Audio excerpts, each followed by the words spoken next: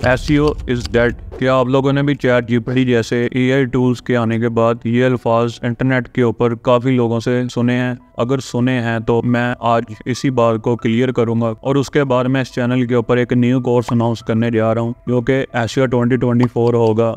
अस्सलाम वालेकुम, मेरा नाम अबरार है और मुझे एसईओ के फील्ड में ऑलमोस्ट 4 इयर्स हो चुके हैं। तो इस कोर्स में मैं आपके साथ अपना पर्सनल एक्सपीरियंस शेयर करूंगा और इसमें हम ओनली उन्हीं स्ट्रेटजीज को फॉलो करेंगे जो आज के दौर में वैलिड है और जो इरेलीवेंट हो चुकी हैं उनको हम कवर नहीं करेंगे। आपको यूट्यूब के ऊपर एसईओ का बहुत सारा ऐसा कंटेंट मिलता है जो आज भी आपको ओल्ड एसईओ सिखा रहे हैं और एसईओ में एवरग्रीन है कुछ चीज़ें जैसे कि मीटा टैग्स वगैरह, लेकिन उसके साथ ही बहुत सारी ऐसी ओल्ड प्रैक्टिसेस हैं वो भी आपको करवाई जाती हैं। और वही बंदे जिनको असल में एसईओ के बारे में इतना नॉलेज नहीं है या वो सीखना नहीं चाहते या उनको आता नहीं है या वो एक्सपर्ट नहीं है, वो ज़्यादा सोच नहीं सकते इसके बारे में, वो लोग आपको कहते हैं कि एआई के आने के बाद ब्लॉगिंग एसईओ बिल्कुल ख़त्म हो चुकी है। तो पहले हम इसी बात को क्लियर करते हैं, फिर उसके बाद नेक्स्ट मैं आप लोगों को ओवरव्यू बताऊंगा कि हमारे न्यू एसईओ के कोर्स में कौन कौन सी चीज़ों को कवर किया जाएगा। अब मैं एआई और एसईओ के बीच में चल रही डिबेट को अपने नज़रिए से बताऊंगा कि मेरे नज़रिए से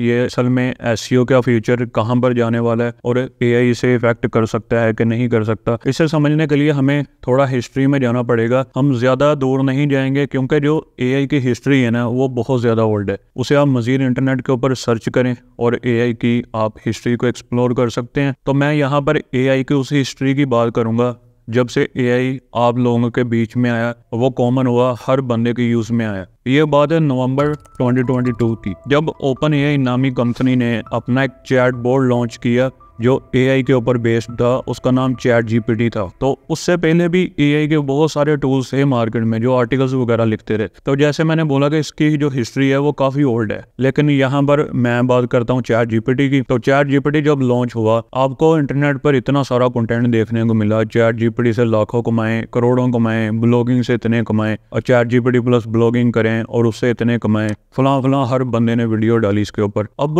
उससे हुआ क्या, देखें दूसरी तरफ जो गूगल है ना या कोई भी सर्च इंजन है, जैसे इंटरनेट की दुनिया में कोई भी टेक्नोलॉजी नहीं आती है तो ये भी अपने आप को उसी हिसाब से प्रिपेयर करते हैं। बिल्कुल उसी तरह जब चैट जीपीटी लॉन्च हुआ तो लोगों ने क्या किया, अपने ब्लॉग्स के ऊपर उन्होंने एआई के जरिए कंटेंट बनाना शुरू किया और डेली वो 5-5, 10-10 आर्टिकल पब्लिश करते थे। थोड़ी बहुत ट्रैफिक मिल जाती थी, लेकिन गूगल जब अपनी अपडेट्स रोल आउट करता है, जो इनके एल्गोरिदम्स की अपडेट्स होती हैं, जब वो रोल आउट होती हैं तो उन्होंने ऐसी सारी साइट्स को डी रैंक कर दिया। अब वही लोग क्या कह रहे हैं कि एसईओ खत्म हो गई है, ब्लॉगिंग खत्म हो गई है, ये वो लोग कह रहे हैं। असल में ब्लॉगिंग क्या है, आप ईमानदारी से अच्छा कंटेंट लिखें, गूगल आपको क्यों रैंक करे, वो क्यों लोगों को दिखाए जो कंटेंट इंटरनेट के ऊपर मौजूद है। अब ये बात मैंने इसलिए कही कि जो कंटेंट पहले से मौजूद है। अब एआई वर्क कैसे करता है, चैट जीपीटी जैसा लैंग्वेज मॉडल कैसे वर्क करता है, इसकी वर्किंग को थोड़ा सा समझते हैं। तो चैट जीपीटी, चैट का मतलब है बातचीत करना, चैटिंग करना, और GPT generative pre trained transformer. अब इसका मतलब ये हुआ कि इनको लार्ज लैंग्वेज मॉडल्स के ऊपर तैयार किया जाता है और इनको सिखाया जाता है। सिखाया कैसे जाता है, आप किसी बच्चे को, जो बच्चा अभी बोलना सीख रहा है, वो कैसे बोलना सीखता है, आप उसे सिखाते हैं। कुछ वर्ड बच्चे के पेरेंट्स उसे सिखाएंगे, कुछ वो खुद ही सीख जाएगा इन्वायरमेंट से। तो इसी तरीके से ये जो लैंग्वेज मॉडल्स होते हैं इनको भी ट्रेन किया जाता है। अब ट्रेन कैसे करते हैं, इंटरनेट के ऊपर जो डाटा मौजूद है, अब इंटरनेट के ऊपर जो पब्लिकली डाटा अवेलेबल है उसमें गलत इन्फॉर्मेशन भी तो होती है। अब इंटरनेट के ऊपर आप लोग बेहतर जानते हैं हर खबर सच्ची नहीं होती, बहुत सी चीज़ें इसमें झूठी भी होती हैं और बहुत सा गलत डाटा, सारा कुछ यहाँ पे अवेलेबल है। इसे ऐसे ही पब्लिकली अवेलेबल डाटा के ऊपर ट्रेन किया जाता है और फिर उसे डिज़ाइन इन्होंने ऐसे किया कि अगला बंदा जब कोई क्यूरी पूछता है तो वो उसे बिल्कुल ऐसे ही रिप्लाई करता है जैसे वो उसके साथ चैटिंग कर रहा है। तो ऐसे ही वर्क करता है। किस एसईओ को इफेक्ट करेगा, कुछ ऐसी जनरल नॉलेज की चीज़ें हैं जो चेंज नहीं होती, जो हमेशा चेंज नहीं होती, वो एक ही रहती हैं। जैसा कि 2+2=4, ऐसी जो जनरल क्यूरीज हैं वो ये सही बता देगा। जो ऐसी साइट्स हैं, जो ऐसे ब्लॉग्स हैं वो ख़त्म हो जाएंगे, उसमें कोई हर्ज नहीं। अब कुछ ऐसे ब्लॉग्स जो जनरल नॉलेज के ऊपर बनाए गए हैं, पोएट्री के ऊपर, कोर्स के ऊपर, इस टाइप के जो ब्लॉग्स हैं ना, जो जनरल जो सिंपल हैं, जिनका आंसर ये चैट बोट्स इजीली और करेक्ट वे में दे सकते हैं, वो चीज़ खत्म हो जाएगी। लेकिन जिस चीज़ में ह्यूमन क्रिएटिविटी शामिल है उसे ये कभी खत्म नहीं कर सकते, क्योंकि ह्यूमन इस दुनिया की सबसे ज़्यादा इंटेलिजेंट क्रिएचर है। तो कोई भी आर्टिफिशियल क्रिएचर या आर्टिफिशियल इंटेलिजेंस ह्यूमन की इंटेलिजेंसी को पीछे नहीं छोड़ सकती। आप इस बात को माइंड से निकाल दें। अगर आप लोगों ने इस फील्ड में आना है तो मैं आप लोगों को यहाँ पर कुछ टिप्स बता देता हूँ, आपने जिनको फॉलो करना है अगर आप इस फील्ड में आना चाहते हैं। सबसे पहले, आप कोई भी अच्छा अर्निंग का वे अगर ऑनलाइन अर्निंग करना चाहते हैं बिल्कुल करेक्ट वे से, जिससे आपको वाकई अर्न होगा। अगर आपने ऐसी कोई भी फील्ड में आना है, मैं एसईओ की बात नहीं कर रहा, कोई भी,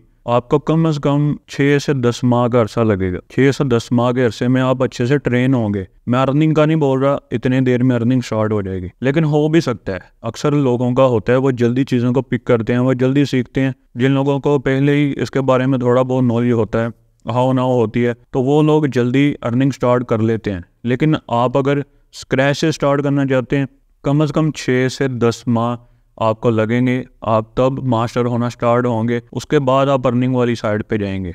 अगर आपने एसईओ में आना है, मैं बता देता हूँ, सबसे पहले तो आपको क्या क्या सीखना पड़ेगा। पहले अच्छे से एसईओ सीखें, कहीं से भी सीखें। आपने हमारे जो कोर्स आएगा इससे सीखना है, इससे सीख लें। फिजिकल कहीं से सीखना है, ऑनलाइन कोर्स करना है, पेड करना है, जैसे आपको ठीक लगता है आप कहीं से भी कोर्स ले लें, कहीं से भी सीखें। लेकिन सीखना बहुत अच्छे से आपने, और सीखने के साथ साथ आप लोगों ने प्रैक्टिस करनी है। अगर प्रैक्टिस नहीं करेंगे तो आप कभी भी एसईओ नहीं कर सकते, क्योंकि एसईओ प्रैक्टिस बेस के ऊपर ही आपको आएगी। अगर आप प्रैक्टिस नहीं करते, आप कभी अच्छे एसईओ एक्सपर्ट नहीं बन सकते। उसके अलावा आप लोगों ने अपनी एक वेबसाइट बनानी है और उसके ऊपर अपनी प्रैक्टिस करें। और फिर नेक्स्ट आपको क्या क्या स्किल्स सीखनी पड़ेंगी एक अच्छा एसईओ एक्सपर्ट बनने के लिए। सबसे पहले तो आप लोगों को एसईओ आनी चाहिए। उसके बाद आपको थोड़ा बहुत कोई ना कोई सीएमएस आना चाहिए। अब सीएमएस में जो सबसे पॉपुलर सीएमएस है वो वर्डप्रेस है। वर्डप्रेस को अगर आप सीख लेते हैं तो ज़्यादातर जो साइट्स हैं ना मार्केट में, तकरीबन इस टाइम कोई 80% साइट्स वर्डप्रेस के ऊपर हैं। अगर आप वर्डप्रेस को सीखते हैं, आप उसकी अलग से सर्विस दे सकते हैं, और फिर आप वर्डप्रेस की एसईओ की अलग से सर्विस दे सकते हैं। आप फाइवर के ऊपर देख लें कितनी वर्डप्रेस एसईओ की सर्विसेज दी जा रही हैं, अच्छे खासे ऑर्डर्स हैं। तो आप वर्डप्रेस सीखें, ज़्यादा मुश्किल नहीं है, आप इजीली सीख सकते हैं वो भी। उसके बाद फिर आपने जो स्किल सीखनी है, आपको कंटेंट राइटिंग थोड़ी बहुत हाउ नाउ होनी चाहिए। ज़रूरी नहीं है कि आप बहुत अच्छा कंटेंट राइटर हों, आपने खुद कंटेंट लिखना है, आपको थोड़ी बहुत नॉलेज होनी चाहिए। उसके बाद फिर आपको कौन सी नॉलेज होनी चाहिए, आपको थोड़ी सी टेक्निकल नॉलेज होनी चाहिए। HTML CSS ये 2 लैंग्वेज कम से कम आप थोड़ा बहुत इनको समझें। आप ये नहीं मैं कह रहा कि आप लोग इसे मास्टर करें, आप अच्छे से सीखें, आप कोडर बन जाएं। आपने समझना है, क्योंकि जब आप किसी कोडिंग वाली साइट की एसईओ करेंगे या किसी आप कंपनी में जॉब करेंगे एसईओ की, वहाँ पे ऐसी साइट्स आएंगी, उनके पास डेवलपर्स भी होते हैं, लेकिन उनको गाइड आप लोगों ने करना है कि कौन सा टैग कहाँ पे ऐड करना है, कौन सा मटेरियल कहाँ पे ऐड करना है बेहतर एसईओ करने के लिए। इसलिए आपको थोड़ी बहुत ये लैंग्वेजेस समझना पड़ेंगी। अब रही बात कि आपने इनको समझना कैसे है, इसके लिए यूट्यूब के ऊपर सर्च करें HTML एंड CSS कोर्स। तो ये बड़ी मुश्किल से 2-3 घंटे का कोर्स होगा HTML का, आप इजीली सीख जाएंगे। आप 2 दिन में मेरे ख्याल से HTML सीख सकते हैं।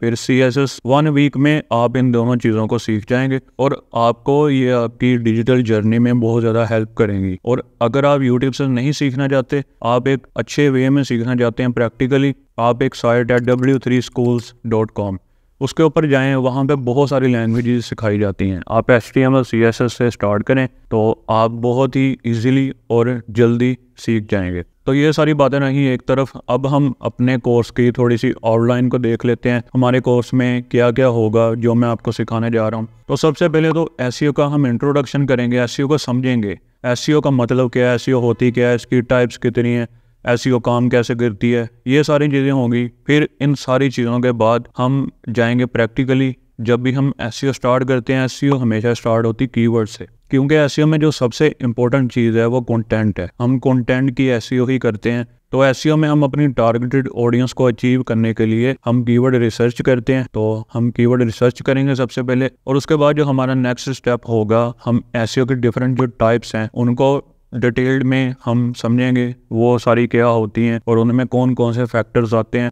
और नेक्स्ट अब हम इस वीडियो के लास्ट पार्ट में बात करेंगे कि एसईओ का स्कोप क्या है, आप इसे क्यों सीखें, आपको क्या बेनिफिट हो सकता है। एसईओ सीखने का जो सबसे पहला आपको बेनिफिट होगा, आप इसमें अपना ब्लॉग रन कर सकते हैं, उसे मोनेटाइज करके आप अर्निंग कर सकते हैं। उसके बाद फिर आप इसकी सर्विसेज ऑफर कर सकते हैं और सर्विसेज को ऑफर करने के लिए आप सोशल मीडियाज़ का यूज़ कर सकते हैं। फिर आप फ्रीलांसिंग प्लेटफॉर्म्स के ऊपर वर्क कर सकते हैं, आप किसी एसईओ की कंपनी में जॉब भी कर सकते हैं और आप रिमोट जॉब्स वगैरह भी कर सकते हैं। तो इस वीडियो में इतना ही। अब हमारी जो नेक्स्ट वीडियो होगी उसमें हम एसईओ का इंट्रोडक्शन करेंगे, उसकी टाइप्स को एक्सप्लेन करेंगे और फिर हम समझेंगे कि एसईओ वर्क कैसे करती है।